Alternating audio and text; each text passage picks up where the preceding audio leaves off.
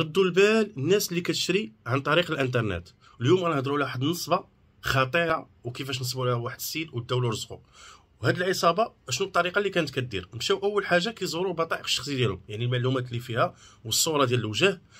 وحاجه ثانيه كيديروا كيمشيو كيكيروا شقه اخرى عاوتاني وكيهزوها وكيلوحوها في واحد الموقع بانها البيع بواحد الثمن مغري.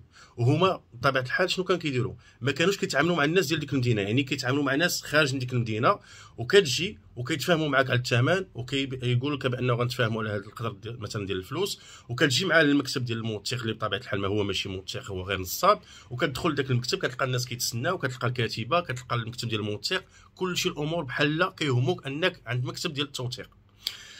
بعد ما كيحول لهم ديك الفلوس بداك الحساب البنكي اللي بطبيعه الحال قلنا مزور، كدوز واحد المده مثلا ديال اسبوع، كيجي باش يقول لها ودي راه غتاخذ يعني السواد ديالك وتاخذ شهاده ملكيه. كيلقى السيد انه كلشي حتى حاجه ما كاينه، كلشي مزور، كلشي فالسيفي.